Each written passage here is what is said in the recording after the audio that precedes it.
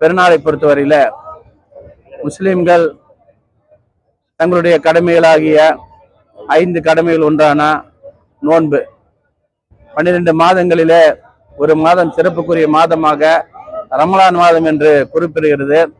இந்த ரமலான் மாதத்திலே முஸ்லிம்கள் அதிகாலை 5 மணி முதல் மாலை 6:30 மணி வரை தங்களுடைய நோன்பை வைத்தவர்களாக, உணவை தவிர்த்தவர்களாக, தங்களுடைய எல்லா விஷயங்களையும் தவிர்த்தவர்களாக முஸ்லிம்கள் 30 நாள் நோன்பு நோற்று விரதம் இருந்து இறைவனுடைய கடமையை நிறைவேற்றி இன்றைக்கு பெருநாள் திடலில இன்றைக்கு வருகிருந்து தொழுகை நடத்தி இருக்கின்றார்கள். இன்றைய தினத்தில மிக முக்கியமான ஒரு விசேஷம் என்னவென்றால், இந்த ஈதுல் ஃபித்ர் என்று சொல்லக்கூடிய தர்மம் செய்யக்கூடிய இந்த நாளில காலையில பெருநாள் திடலுக்கு வருவதற்கு முன்பாக பெருநாள் தர்மமாக ஒவ்வொரு ஏழைக்கும் வசதி உள்ளவர்கள் ஒவ்வொரு ஏழைகளுக்கும் தங்களுடைய வீடுகளுக்கு சென்று ஒரு தொகையை, அதாவது இன்றைய காலகட்டத்தில் 150 ரூபாய் என்று குறிப்பிட்டிருக்கிறது. அந்த 150 ரூபாய் ஒவ்வொரு வீடுகளுக்கும் கொண்டு கொடுத்து அவர்களுடைய கடமையை நிறைவேற்ற வேண்டும். இது கட்டாய கடமை.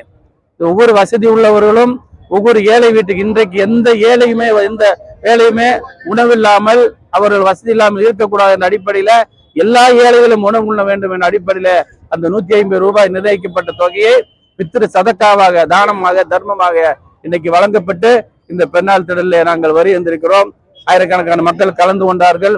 அதோடு இன்னும் ஒரு சில முக்கியமான தகவல் என்னென்றால், இன்றைக்கு இந்தியாவிலே நடைபெறக்கூடிய பாரதிய ஜனதா கட்சி ஆட்சி நடைபெறக்கூடிய மாநிலங்களில முஸ்லிம்களுடைய வழிபாட்டுக்கு பல்வேறு தடைகளை ஏற்படுத்துகின்றார்கள்.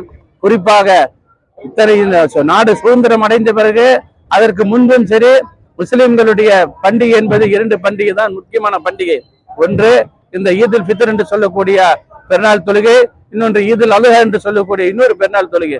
இந்த 2 பெருநாள் தொழுகை என்பது எப்படி மற்ற மதத்தினருக்கு தீபாவளி எப்படியோ, பொங்கல் பண்டிகை எப்படியோ, அதே போல கிறிஸ்துவருக்கு அவர்களுக்கு அவர்களுடைய பண்டிகை எப்படியோ, அதே கிறிஸ்துமஸ் எப்படியோ, அதே போல முஸ்லிம்களுடைய 2 பண்டிகைக்கு மத்திய அரசு இந்தியா முழுவதுமே விடுமுறை அளிக்கப்படுவது என்பது ஒரு நீதி, அது சட்டத்தில் இருக்கக்கூடிய விஷயம். ஆனால் இன்றைக்கு ஹரியானா மாநிலத்திலே முஸ்லிம்களுக்கு இந்த பொது விடுமுறையை இன்றைக்கு தவிர்த்திருக்கிறார்கள்.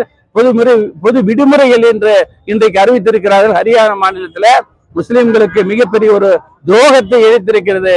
இந்தியா தேசத்திலே ஹரியானாவிலே நடந்திருக்கக்கூடிய அந்த ஆட்சி, நடைபெறக்கூடிய அந்த ஆட்சி இன்றைக்கு முஸ்லிம்களுக்கு மிகப்பெரிய அநீதி அளிச்சிருக்கு. அவங்க தேவையான போலாம், லீவ் எடுத்துட்டீங்கன்னா நீங்களுக்கு சம்பளம் பிடிச்சிடுவாங்க. அந்த மாதிரி அப்படித்தான் இன்னைக்கு அறிவிச்சிருக்கிறாங்க. அதே போல இன்னைக்கு RBI, அதாவது ரிசர்வ் பேங்க் ஆஃப் இந்தியா என்ன அறிவிச்சிருக்காங்க, இன்னைக்கு கட்டாயமாக எல்லாருமே வேலைக்கு செல்ல வேண்டும் என்று இப்படி ஒரு அறிவிப்பு. முஸ்லிம்களுடைய ஒரு புனிதமிக்க நாள், ஒரு பண்டிகை நாள்.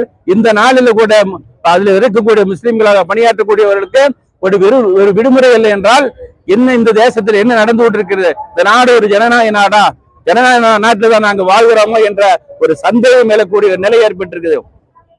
இந்தியா முழு இருக்கக்கூடிய முஸ்லிம்களுடைய பள்ளிவாசல்கள்ல ஏற்கனவே இங்கு குறிப்பிட்டது போல் தென் மாநிலங்களில் இருக்கக்கூடிய 5 மாநிலங்கள், தமிழ்நாடு, கேரளா, கர்நாடகா, ஆந்திரா, தெலுங்கானா, இந்த 5 மாநிலங்களை தவிர இந்தியாவில் இருக்கக்கூடிய அத்தனை மாநிலங்களும் இன்றைக்கு முஸ்லிம்கள் மிகப்பெரிய துன்புறுத்தலுக்கு ஆளாக்கப்படுகிறார்கள். அது மட்டுமில்ல, அவருடைய வழிபாட்டு உரிமைகள் பறிக்கப்படுகிறது. பள்ளிவாசல்களை தாக்குகின்றார்கள். முஸ்லிம்கள் தாடி வைத்த தாக்குகின்றார்கள்.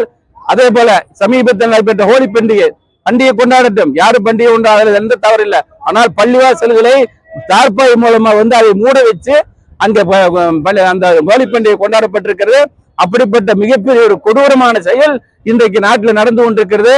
இந்த ஆட்சி தமிழக இந்தியாவில் இருக்கும் வரை முஸ்லிம்கள் இங்கே நிம்மதியாக இருக்க முடியாது என்பதை நாங்கள் அனுபவம் உணர்ந்திருக்கிறோம். ஆனால்